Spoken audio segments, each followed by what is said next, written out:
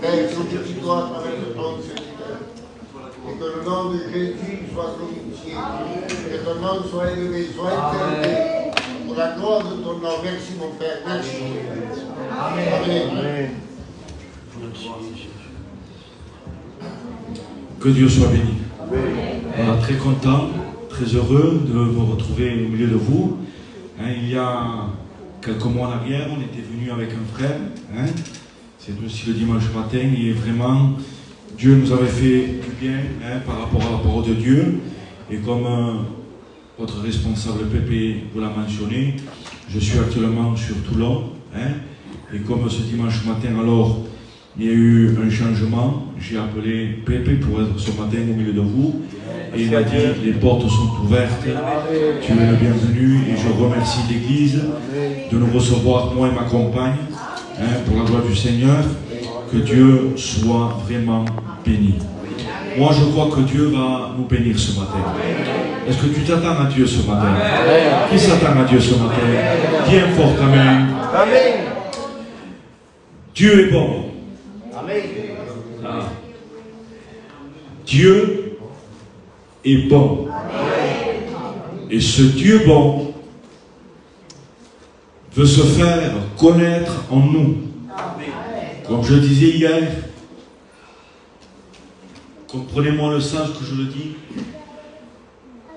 on est tellement pauvre spirituellement parce qu'on ne connaît pas vraiment les profondeurs de celui qu'on sert. En nous limitant nous, on limite lui. Alors que lui, il est illimité.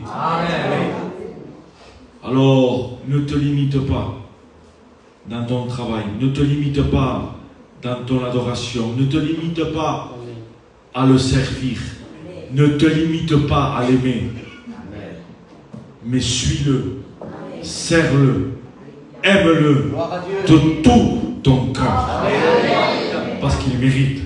C'est vrai. Que Dieu soit béni, que Dieu soit glorifié.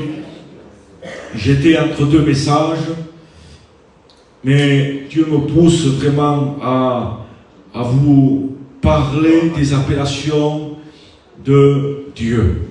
Alors ce matin, on va s'entretenir sur les noms de Dieu. C'est un message que Dieu m'a donné et je me laisse diriger par le Saint-Esprit. J'avais donné des notes aux frères qui m'avaient posé la question et je les rappelais parce que Dieu me disait non, c'est pas ça. Dis ce que moi je veux dire. Fais rappeler au peuple qui je suis et le Dieu qui sert. Des fois, vous savez, la vie est pénible. La vie est dure. Le combat est rude. Et il est bon de se souvenir le Dieu qu'on a. C'est le Dieu qui est au-dessus de tout. C'est ce Dieu qu'on sert. Avec nos faiblesses, avec nos lacunes, avec nos difficultés, mais on le sert. Que Dieu soit béni. On va rentrer dans le vif du sujet. Je pense que le frère va mettre le texte. Ça va être notre introduction. C'est pas la première fois que je viens, moi, ici. C'est pas la première fois que je viens, alors je me sens libre au milieu de vous. Pour ceux qui me connaissent, ça fait déjà X temps que je viens sur Marseille et à l'église des Égalades. Ça a été ma première visite sur Marseille, il y a à peu près de cela 17 ans ou 18 ans en arrière. Alors, ce matin, Dieu veut nous parler ce matin. Parce que le but de Dieu ce matin, c'est qu'il nous parle dans nos cœurs. À quoi bon se réunir et passer à côté de la réunion? Pourquoi s'habiller? Pourquoi venir là, s'efforcer, combattre, se surpasser et ensuite, à la fin du compte, passer outre la parole de Dieu dans ma vie? Non, Seigneur, je veux être attentif à tout ce qu'il va se dire et à tout ce qu'il va se faire. Amen. Ce matin, je veux manger la parole de Dieu. Amen. Tu es là pour manger la parole de Dieu? Amen. Alors Dieu va nous parler ce matin. Alors, comme il dit, le texte d'introduction, c'est Dieu l'Éternel, qu'il va parler à un homme. Cet homme, c'est Moïse. Moïse, c'est un homme qui a grandi, c'est un hébreu, mais qui a grandi dans les coutumes, qui a été attaché aux choses d'Égypte, qui s'est mélangé avec, je pourrais dire, la façon de vivre à l'égyptienne, mais à un moment donné, il rentre dans le plan de Dieu. Sache, mon frère et ma soeur, mon ami, ce matin, que Dieu a déposé un plan pour chacun de nous, et Dieu, tout au tard, il va révéler son plan. Est-ce que toi, maintenant, tu es prêt, tu es prête? Est-ce que l'église des Égalades est prête à rentrer dans le plan de Dieu? Parce que Dieu a un propos, Dieu tiene un propósito, Dieu a un propos pour chacun d'entre nous, et nous, ce matin, nous voulons répondre présent au propos et au plan de Dieu. Dieu peut susciter quelque chose de bon en toi. Est-ce que tu le crois? Amen. Mais il faut quelque chose. Il faut que Dieu se révèle en toi. Amen. Et Dieu s'est révélé au travers un buisson de feu. Amen. Dieu s'est révélé, Dieu appela Moïse au travers un buisson ardent de feu, ardent. Il ne faut pas que simplement il y ait un feu de quelques secondes, un feu de paille. Parce qu'un feu de paille, malheureusement, ça ne tient pas. Il faut qu'il soit ardent. La Bible dit, faute de bois, le feu s'éteint. Mais nous, ce matin, on veut que le feu brûle constamment. Ah, qu'il soit ardent. Ardent, vous savez, ça veut dire qu'il y a des flammes. Il ne consume point. Moi, je ne comprends pas qu'il y a des soi-disant chrétiens que par rapport à un petit souci, d'un mal de dents, d'un mal de tête, vous comprenez le sens où je le dis, où ils sont capables de tout lâcher, de tout abandonner et de retrouver le monde comme ça, du jour au lendemain. Ils ont 10 ans d'évangile, un mal de tête, un caprice, parce qu'aujourd'hui c'est ça, il y a beaucoup de caprices. Si j'ai pas, je m'en vais, je quitte, je change d'église. Ils sont capricieux aujourd'hui, les chrétiens. Il faut, vous savez, c'est comme ces ballons qu'il y a dans le McDonald's. Vous savez, les ballons du McDonald's, pour les maintenir dans la hauteur, qu'est-ce qu'il faut faire, mon Léon? Il faut les donner des coups. Si on ne donne pas des coups, qu'est-ce qu'il fait? Il tombe. Et malheureusement, il y a des chrétiens capricciosos. Ils sont que des caprices. Ah, si tu me donnes pas, si j'ai pas, et si j'obtiens pas ce que je veux, alors moi, je tombe. Qu'il y ait de l'hélium. Il y a des ballons avec de l'hélium, on n'a pas besoin de les toucher, ils se maintiennent tout seuls. Ah, que le feu ardent de Dieu te maintienne ta vie spirituelle ce matin. Que tu n'aies pas besoin d'une main d'homme. Non. Mais ce qu'on a besoin, c'est que le Saint-Esprit remplisse notre vie. En continu. Que Dieu soit béni. Qu'il y ait ce feu ce matin.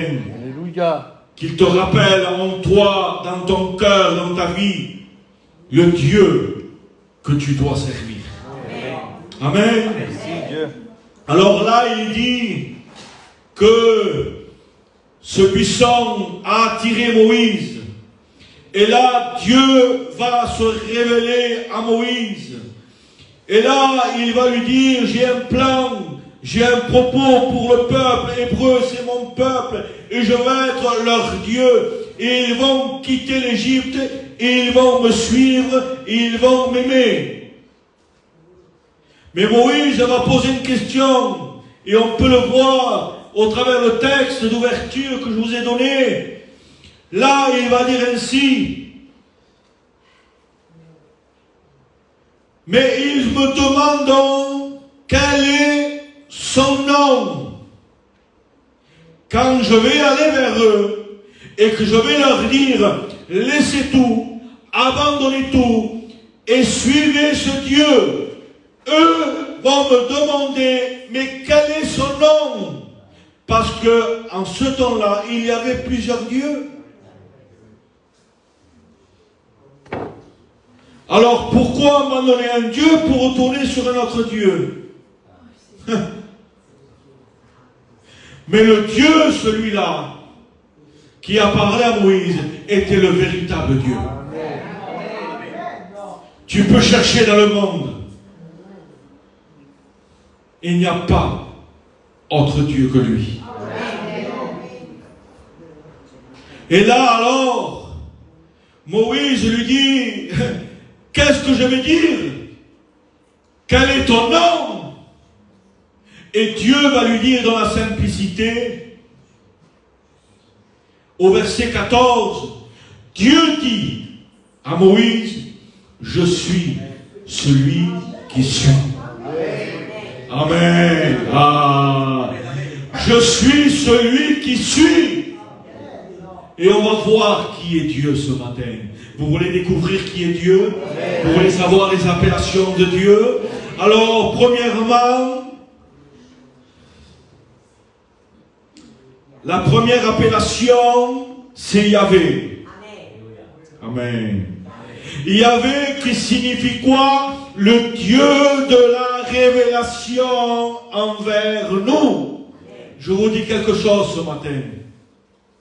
Si le Dieu Yahvé ne se révèle pas en nous, on n'est pas capable de tout abandonner pour le suivre. On ne peut pas. On n'aurait pas la force de tout lâcher pour s'accaparer ce Dieu-là. Parce que dans le monde, il y a des choses qui sont jolies. Il y a des réjouissances dans le monde. Mais qui peut me laisser, qui peut me donner la force de te laisser tout cela pour suivre?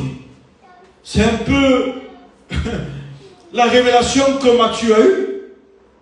Matthieu est là, il travaille pour les Romains, il prend de l'argent, et là Jésus passe. Il ne lui a pas fait une prédication. Il ne lui a pas fait un enseignement. Juste, il lui a dit: suis-moi. Mais qu'est-ce que Matthieu a vu en la personne de Jésus? Simplement, chaque pas que Jésus faisait, c'était un message. Pourquoi? Parce que dans Jean 1, au 3 jusqu'au 14, il dit qu'il était la lumière du monde. Amen.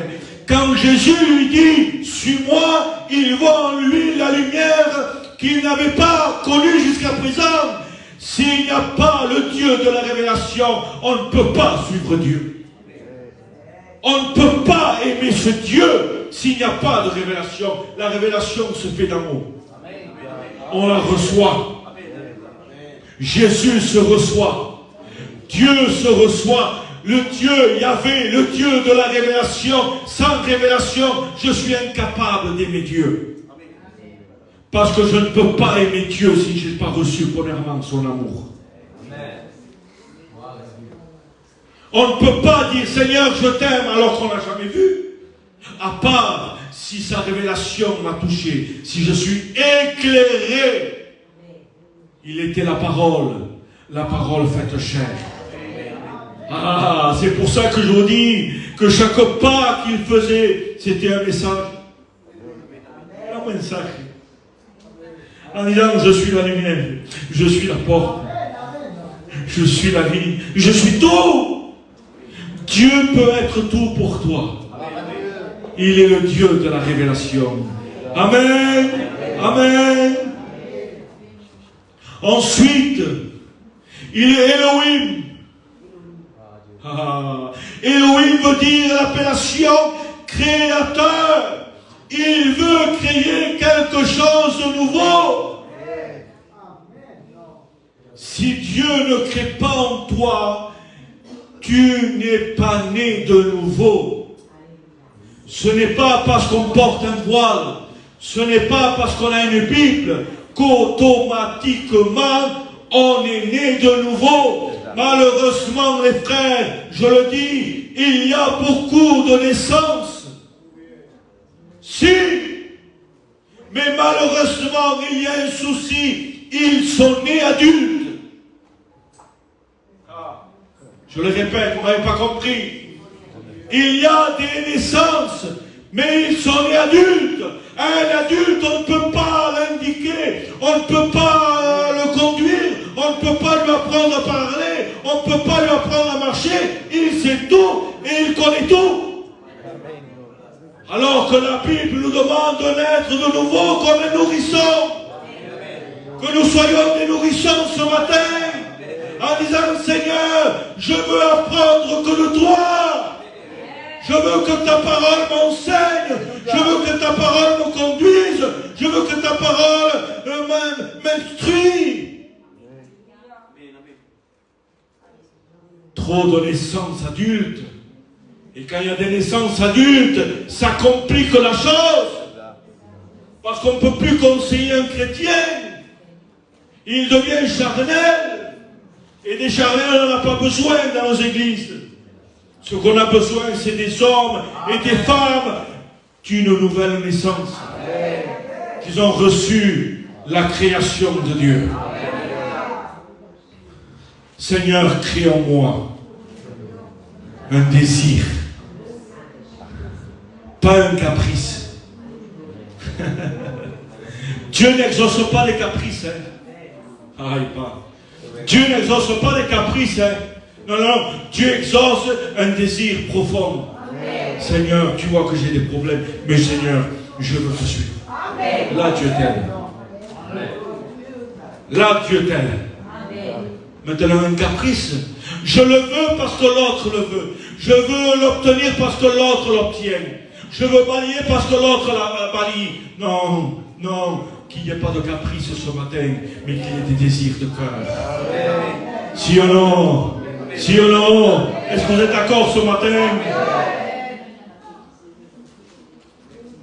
Il est capable de créer une nouvelle alliance. Parfois, les frères et les sœurs, on rompt l'alliance. Si ou non? Par nos conduites, par nos langages, par nos gestes, on rompt l'alliance. Mais on a ce Dieu qui est capable ce matin de dire, je veux refaire une alliance avec toi. C'est quoi une alliance? C'est une relation. On dit aussi ou non? Beaucoup de chrétiens ont une relation ici. Mais dehors, ils n'ont aucune relation avec Dieu. On ne les reconnaît pas. Et si oui, on te reconnaît. Parce que tu as un foulard sur la tête, une Bible sous le bras, tu joues un instrument, tu occupes les premiers rangs de l'église. Ah oui, on te reconnaît. Mais est-ce que dehors on te reconnaît? Est-ce que ta marche est la même? Ou simplement, excusez-moi, ou simplement tu ne boites que ici? Jacob boitait devant Dieu parce qu'il a reçu la marque. Mais quand le soir est passé et que le matin est arrivé, Jacob boitait encore. C'est bien de boiter ici. Mais quand ça termine là, il faut toujours boiter dehors. La nouvelle naissance, ce n'est pas un temps d'une réunion. La nouvelle naissance, la création, la transformation, elle est aussi dehors. Dans ton travail, chez toi, avec ta femme, avec tes enfants, que Dieu soit béni. Amen. Dieu est capable de créer, il est le créateur. de toutes choses. Il veut créer en nous. Dieu a créé le ciel et la terre. Et il veut créer en nous ce matin ce désir. Peut-être le désir tu n'as plus. À cause des problèmes, de l'infirmité. Aujourd'hui, on voit beaucoup de chrétiens malades. Et que malheureusement, ils traînent la maladie. Et le découragement vient. Il faut se mettre parfois à la place des chrétiens, de nos chrétiens, qui sont atteints de maladies, atteints des souffrances, et qui ont perdu ce désir en disant « Seigneur, je ne crois plus. Ça fait 20 ans que je suis comme ça. Alors pour moi, ça y est. Attends-toi au tout à coup de Dieu. Tu es capable d'intervenir. Parce qu'il y a un plan. Il y a une horloge. Peut-être tu es à 1 minute de la guérison. Ne désespère pas. On a ce Dieu qui est grand. On a un Dieu qui est puissant. Si on a... Troisième appellation, Adonai. Adonai, qu'est-ce que ça veut dire? Seigneur éternel, le seul. Tu dois t'imposer quelque chose dans ta vie. C'est quoi? De le servir à lui seul. Ne sers pas un homme. Ne sers pas une religion. Ne sers pas un mouvement. Sers-le à Dieu. À lui seul. Parce que quand tu vas te fixer à suivre un mouvement, tu vas être déçu. Pourquoi il y a des personnes qui changent d'église constamment? Je connais des chrétiens comme ça. Pépé. En 1 an, ils ont fait 6 églises. Pourquoi? Parce qu'ils fixent leurs yeux sur les défauts des autres. Constamment. Il y a une illustration que j'aimerais raconter. Un chrétien va voir le pasteur. Allez, je vais voir. Pépé, moi j'aime pas l'église, il y a trop de défauts, l'autre qui parle trop, l'autre qui fait ça, l'autre il est comme ça, moi je suis pas content, les cantiques j'aime pas trop, c'est trop rythmé, c'est trop spirituel, il manque plus de joie, il faudrait danser, ou il faudrait être plus sérieux, moi j'aime pas, moi je vais ailleurs. Et Pépé me répond, Laurent, écoute, tu vas faire quelque chose. Je vais te laisser partir. Mais avant, tu vas faire quelque chose. Tiens un verre d'eau. Tu vas le remplir à ras-bord. Mais écoute, tu vas faire le tour de la salle. Et il ne faut pas qu'aucune goutte tombe par terre. Et si tu réussis, tu partiras. Et le chrétien dit, oui, pasteur, je vais le faire. Il prend un verre, et là il commence.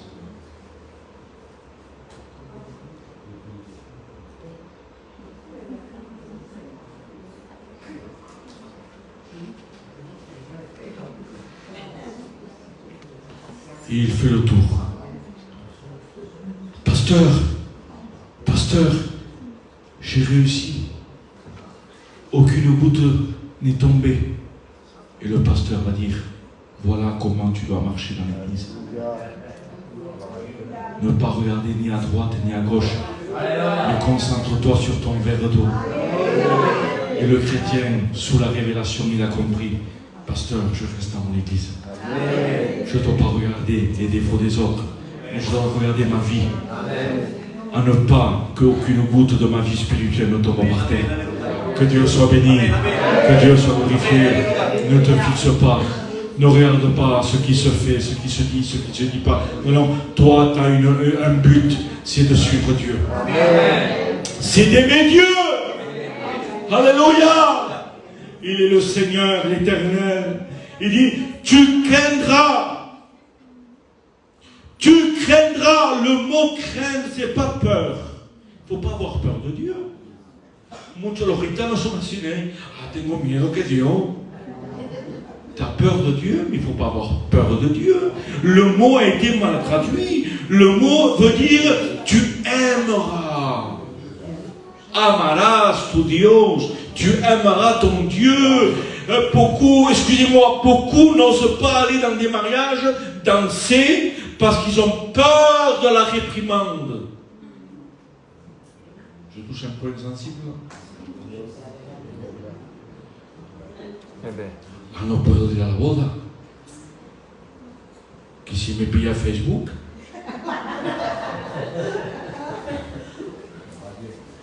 Le Facebook va me dévoiler que j'ai dansé toute la nuit. Et le pasteur va me discipliner. Comment je vais faire après? Tu t'inquiètes plus pour la place. Tu t'inquiètes plus pour la discipline que le mal que tu vas faire à Dieu. Je ne le fais pas parce que j'aime Dieu. Amen. Je ne vais pas dans des fêtes païennes. Pas parce que j'ai peur d'y aller. Parce que je crains Dieu. J'aime Dieu. Et comme j'aime Dieu, j'aime plus ça. J'aime plus danser. J'aime plus boire. J'aime plus sortir. J'aime plus faire. Parce que lui a rempli le tout. Avant, j'en avais besoin pour essayer de remplir, de renflouer quelques coins un peu isolés. Mais dès que j'ai eu la révélation de sa parole, je suis tombé amoureux de lui. Et il a rempli toute ma vie. Alors moi maintenant, Seigneur, je crains ton nom, mais je t'aime. Amen. Craindre, le mot craindre, c'est tu aimeras le Seigneur, l'Éternel, ton Dieu, tu le serviras, tu t'attacheras à lui. Ne t'attache pas à un homme, attache-toi à Dieu. Ne t'accroche pas à lui. Hein? Comment? Non, non, non. Ne t'accroche pas. Parce que si on accroche quelqu'un, on peut le décrocher. Alors ne t'accroche pas, attache-toi. Avec un double nœud. Là, Seigneur, je fais un pacte avec toi. Je vais sceller mon pacte avec toi, Seigneur, jusqu'à la fin. Un homme de Dieu a dit, c'est un ancien de chez nous, a dit, tu vois, Joachim, que ça m'a brisé, mon Dieu. Il a dit, il y a mieux de vivre avec Dieu. Bon, tout le monde a regardé. Et c'est un jeune qui a posé la question, quand on était comme ça. Il dit, mais comment? Il dit, oui, il y a mieux de vivre avec lui. Comment mieux de vivre avec Dieu? Oui, c'est mourir avec Dieu. Amen. Vous voyez la dimension? Parce qu'on peut vivre avec lui et mourir sans lui. On peut très bien commencer et mal finir. Mais il vaut mieux la fin que son commencement. Amen. Amen. Vivre avec lui, il y a mieux. Mourir avec lui. Alors Seigneur, je veux jusqu'à que mes yeux se ferment ici. Et la parole me dit que je les ouvrirai dans le ciel avec toi. Quelle espérance. Quel Seigneur. Quel Dieu. Amen.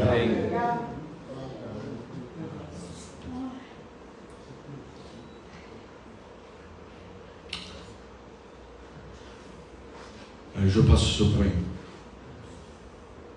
Yahvé Shama, l'Éternel est ici. Il est bon de se savoir en sécurité. Quand il y a le trouble, quand il y a la tempête qui se dresse devant nous, quand la barque de notre vie tantine d'un côté et d'un autre, que le vent souffle assez fort, parfois il y a des tribulations grandes. Parfois il y a des coups épais qui sont vraiment diaboliques, des plans diaboliques. Mon frère, ma soeur, il faut être prêt à tout moment. On ne sait pas ce qu'il peut nous arriver. À tout moment, le vent peut souffler à des rafales, à te déséquilibrer. Mais nous, on a Yahvé Shammah. L'Éternel est ici. Là, ne crains pas. Je suis ton Dieu. Ne crains pas. Ne promène pas des regards inquiets, car moi, l'Éternel, je suis avec toi. Et c'est une sécurité, Pépé. Quelle sécurité quand Dieu nous promet qu'il est avec nous.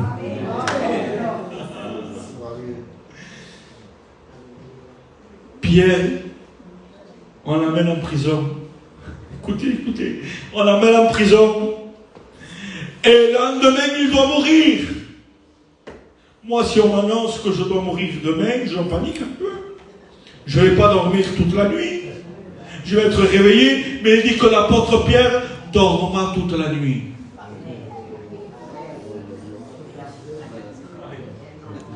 Il dormait toute la nuit. Vous savez pourquoi il dormait toute la nuit?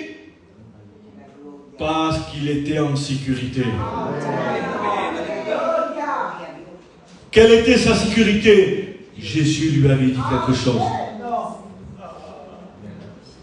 Qu'est-ce qu'il lui avait dit? Pierre, ah, c'est fort ça. Pierre, tu mouriras pas jeune. Quand Pierre, là, on lui annonce sa mort, il était jeune. Alors comme lui, il se confiait dans la sécurité de la parole de Jésus, en disant, je suis tranquille, je peux dormir en paix, parce que demain, je ne vais pas mourir. Parce que je repose sur la parole que Jésus m'a dit, je mourirai vieux. Amen. Avoir la parole avec moi, avoir Dieu à mes côtés, c'est être et vivre en sécurité. Seigneur, que je passe ce que je passe, je sais que l'Éternel est ici avec moi. Il est bon de l'avoir à côté. Mais il est encore mieux de l'avoir à l'intérieur. Amen. Amen. Il est bon de voir ses traces à côté de nous. Il y a une illustration qui dit qu'un jeune homme marchait sur le bord du sable. Et là, il voit 4 empreintes. Et là, bien sûr, il se disait, ah, ça c'est les miennes et c'est celles de Jésus avec moi. Il marche à mes côtés. Mais à un moment donné, il va regarder un peu, il va dire, ah, je ne vois que 2. Dieu, tu m'as délaissé? Où tu es? Et Dieu va lui parler, il va dire, insensé, tu ne sais pas qu'à un moment donné, tes genoux se sont affaiblis. Tu as manqué de force, tu es tombé par terre. J'ai dû te prendre dans mes bras. Et les empreintes que tu vois, ce ne sont pas les tiennes, ce sont mes empreintes. Parce que je te porte. Amen. Quand on lui fait confiance et que Dieu est avec nous, il nous porte. Pourquoi il y a des chrétiens qui passent des vrais combats, pas des mal de tête, non, pas parce que le pasteur ne me fait pas témoigner, non, ça c'est rien, et ce comme on dit en espagnol, sont pamplinas. Non, des vrais combats de maladie, que le docteur vous annonce des mauvaises nouvelles, qu'il y a des vrais problèmes. Pourquoi ils sont toujours là? Il y a des tempêtes, des tourbillons, des tsunamis qui sont venus dans leur vie, des mères qui perdent des enfants, des pères qui perdent des enfants, ils sont toujours là, ils louent Dieu, même dans leur deuil, dans leur chagrin, mais ils disent, Seigneur, je te remercie. Amen. Parce que c'est Dieu qui les soutient. Amen. Si tu es dans mon creux,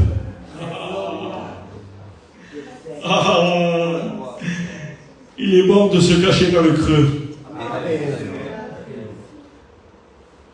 C'est la meilleure place de se cacher dans le creux. Beaucoup veulent apparente. la vitrine principale, alors que la meilleure place, c'est dans le creux. Si tu es dans le creux de ma main, qui te ravira? Ah, que ce matin, nous soyons tous dans le creux de la paume de Dieu. Amen. Amen. Dieu avec nous et nous en lui. Que Dieu soit béni. Je continue encore un peu plus. Amen.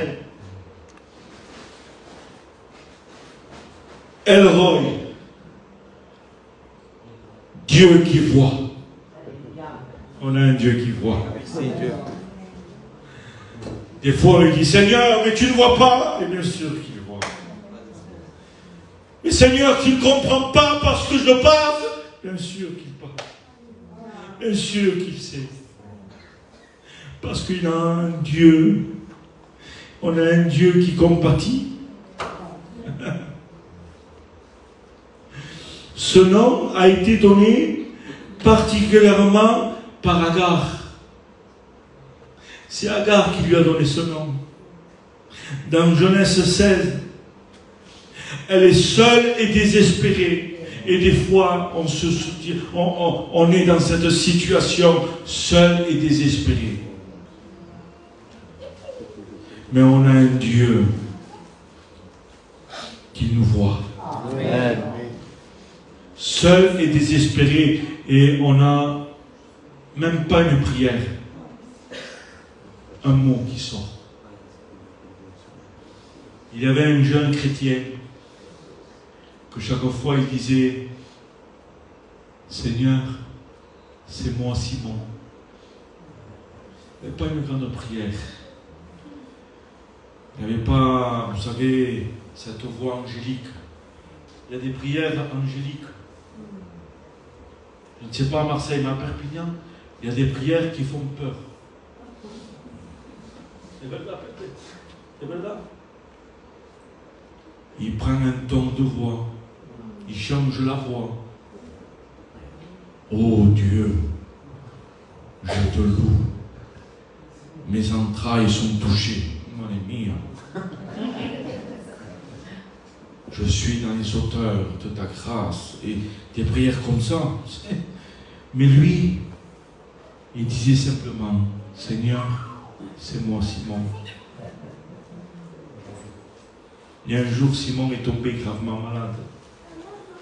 Il s'est retrouvé tout seul à l'hôpital. Personne ne visitait, personne ne se rappelait de Simon. Mais là, une voix est descendue d'en haut. Amen. Et cette voix lui a dit, Simon, c'est moi Jésus. Amen. Que Dieu soit béni. Amen. On a le Dieu qui voit tout. Il a vu les larmes. Pourquoi Agar lui a donné le nom? Parce que l'enfant pleura. Et parfois les problèmes nous font pleurer amèrement.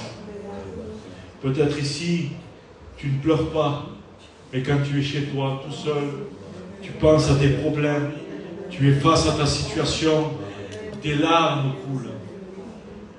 Même pas une prière, tu n'as plus la force de prier. Mais un soupir. Ah! Un soupir te fait crier. Et c'est que des larmes qui tombent. On a ce Dieu qui voit tout. On a ce Dieu qui comprend le langage des larmes. Et plus encore, il les lit. On a le Dieu qui sait lire les langages des larmes. C'est la Bible qui le dit. Encore plus, vous savez qu'est-ce qu'il fait? Il les écrit dans son livre. Mon Dieu, vous savez pourquoi il les écrit? Pour se rappeler. Et il y a un parallèle. Il y a un roi que pendant la nuit il n'arrive pas à dormir. Et là, il dit, sortez-moi le livre des souvenirs. Et là, on va lui lire une histoire, 2 histoires, 4 histoires, 10 histoires. Et là, on lui lit une histoire qui est passée à l'inconnu. Mardoché. Et il dit stop. Qu'est-ce qu'on a fait pour lui? On n'a rien fait. Le roi n'a rien fait. Il dit qu'on l'appelle et qu'on lui donne sa récompense. Tout au tard, Dieu, l'Éternel, ouvrira son livre et les larmes qui ont coulé de ton visage par rapport à ta difficulté, à tes problèmes, à tes combats, à tes luttes, à ton chagrin, Dieu va dire, le moment est venu d'essuyer toute larme. Amen. Amen. Mardoché, on l'a fait monter sur un cheval et on l'a fait faire le tour du palais. Nous, on sera pas sur un cheval, mais on sera assis sur son trône. Amen. Pas un trône, sur son trône. C'est-à-dire qu'on partagera avec lui son trône. Amen. Et lucira toute larme de nos yeux. Amen. Ah, chaque larme que tu as déversée, ça n'a pas été en vain. Elles sont notées. Et encore plus, il les recueille dans son outre. Il ne veut qu'aucune larme ne se perde.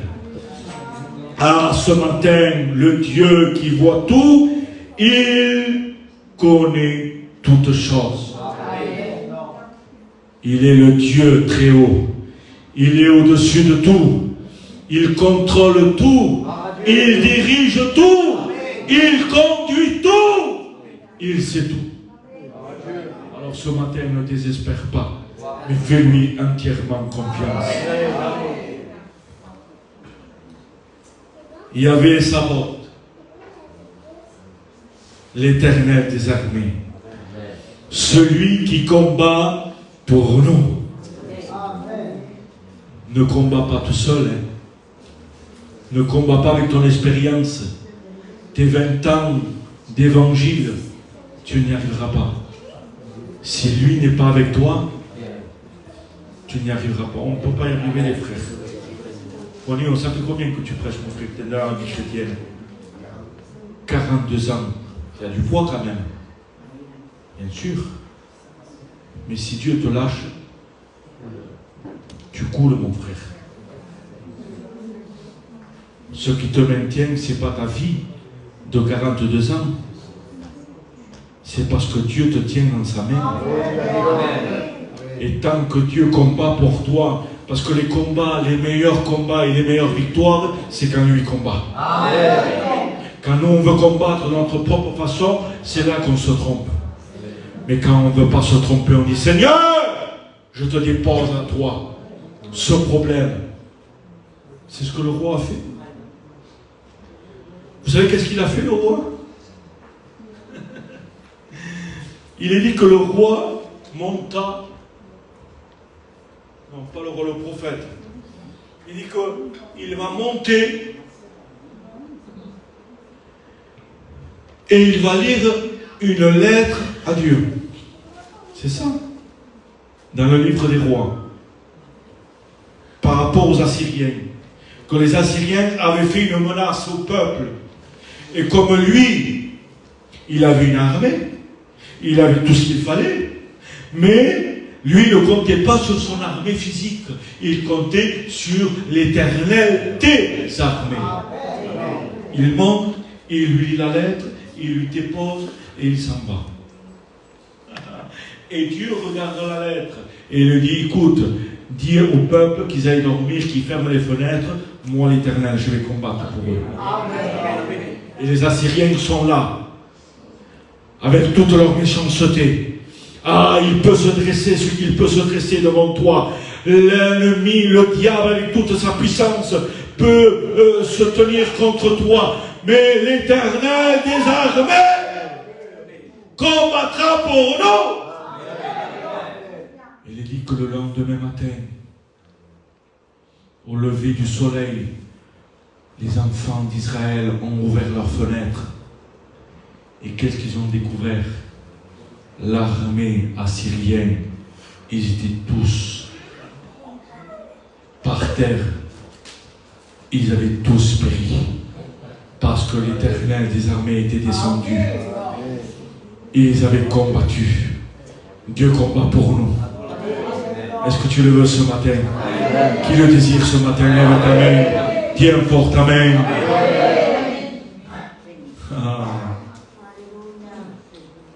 Regardez une autre preuve encore. 2 Rois 6, 17. Élisée pria l'Éternel d'ouvrir les yeux de son serviteur. Parfois, il y a des chrétiens qui ne voient pas ce que les autres chrétiens ne voient. Et il y a des chrétiens, malheureusement, qui sont là pour désanimer un peu les autres. Et c'est normal. Pourquoi? Parce qu'ils ne voient pas ce que les autres voient. Il y avait l'armée qui les entourait. Et le serviteur d'Élisée avait peur. Et parfois, le problème nous fait peur. Non, je n'y arriverai pas. Avec ça là, je ne m'en sortirai pas. Mais le serviteur de l'Éternel va prier Dieu en disant: Seigneur éternel, je te prie d'ouvrir les yeux de mon serviteur afin qu'il voie ce que mes yeux voient. Et quand le serviteur a ouvert les yeux spirituels, qu'est-ce qu'il a vu, les frères? L'armée de l'Éternel.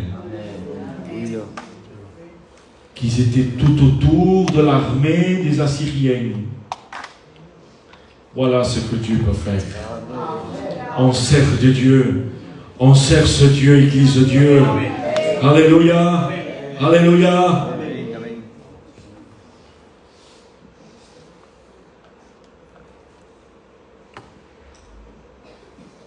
El Shaddai, Dieu Tout-Puissant. Ne limite pas Dieu. Il est limité. Il n'y a personne au-dessus de lui. Des hommes ont crié à voix forte.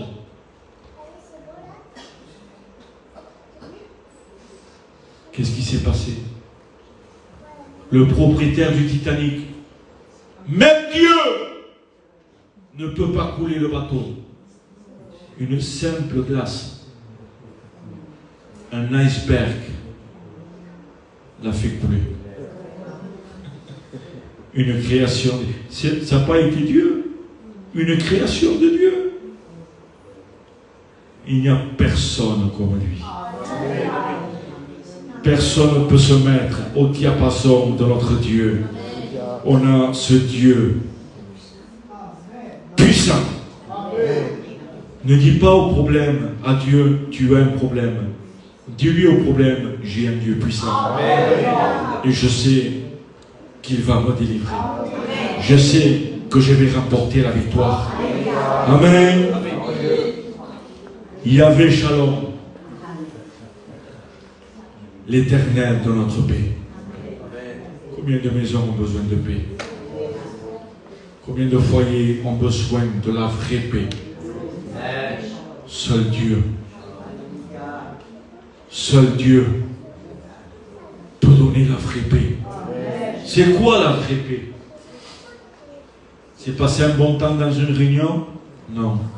C'est avoir une relation avec lui. Parce que même qu'il y ait autour de moi, écoutez, même qu'il y ait autour de moi du grabuge, mais moi je demeure dans la paix. Il peut avoir une vie compliquée, mais moi je reste en paix. C'est cette femme.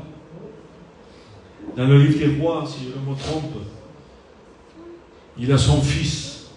Son mari rentre à la maison. Il voit une certaine tension, il voit quelque chose qui n'est pas... Il dit, que se passe-t-il, femme? Mais elle avait la promesse. Elle va dire, rien. Il y a la paix. Pourtant, son fils était mort. Il a son fils mort. Mais elle dit, tout va bien. Même que le vent souffle contre nous, nous on reste et on demeure en paix. Amen. Pourquoi on a sa parole? Parce qu'on a l'espérance. Et le fils a été ressuscité. Parce qu'elle avait cru en ce que l'homme de Dieu lui avait dit, l'Éternel te donnera un fils. Alors comment est-ce possible que Dieu donne et reprend? Non, Dieu l'a donné. Dieu l'a ressuscité. Que Dieu soit béni. À l'Éternel notre paix. Yahvé Tishkinu. C'est quoi ce nom? Ça veut dire l'Éternel notre justice. Ah, l'Éternel notre justice. Ne te préoccupe pas de ta justice à toi. Laisse faire la justice de Dieu. Dieu, à un moment donné, il mettra la justice dans tes mains. Que Dieu soit béni. L'Éternel est notre justice. C'est le Dieu seul qui pourvoit à la justice. Amen. En l'homme, en la personne de son Fils Jésus. Yahvé Mekadesh, l'Éternel qui te sanctifie et qui te rend saint.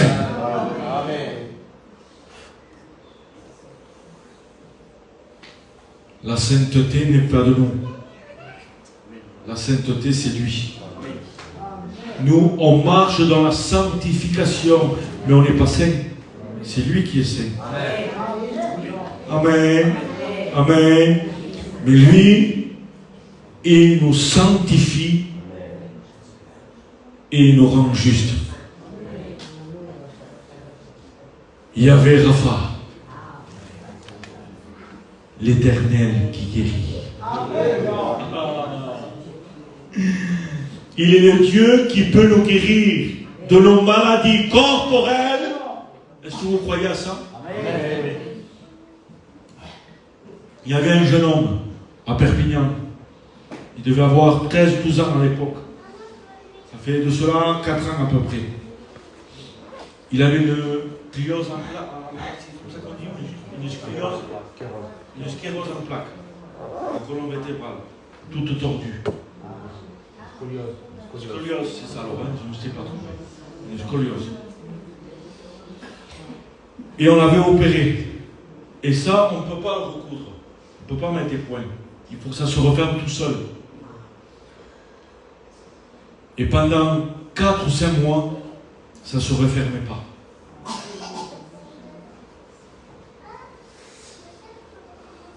Et un soir, une semaine avant la réunion, ils sont allés à Montpellier. Et le docteur a dit, voilà, ça ne se referme pas, et c'est pas bon pour lui, il faut le réopérer, et ça va avoir compliqué. Il faut que pendant une semaine ça se referme, sinon on sera obligé de passer par l'opération à nouveau. Et sa maman était paniquée.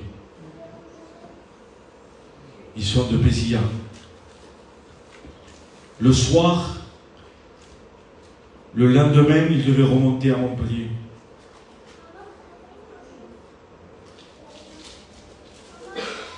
Et le soir, elle ne pouvait pas assister à la réunion parce qu'elle avait un autre enfant malade. Et il lui a dit à sa mère, « Ma, tu vas à la réunion, prends le petit, fais prier pour lui. Dieu peut faire quelque chose. » Voilà ce que provoque la foi.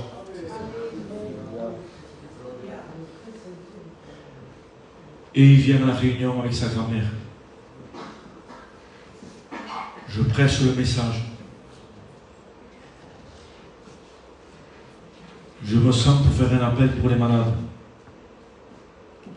Et sa grand-mère pense à ce que la maman lui a dit, sa fille lui a dit, fais prier pour le petit.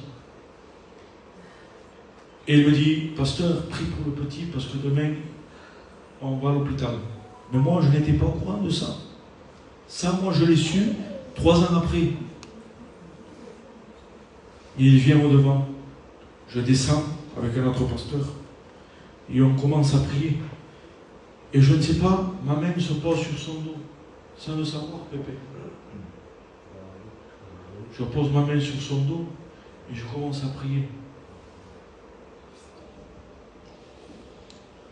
En un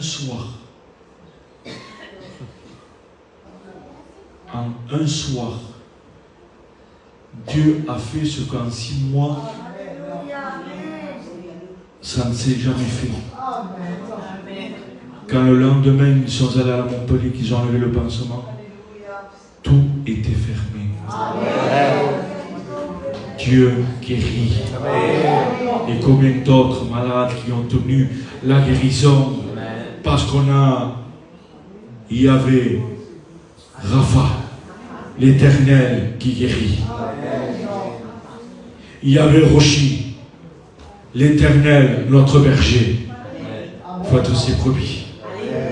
Et lui va être notre berger pour nous conduire, pour prendre soin de nous. Et je termine avec le dernier. Yahvé Jiré.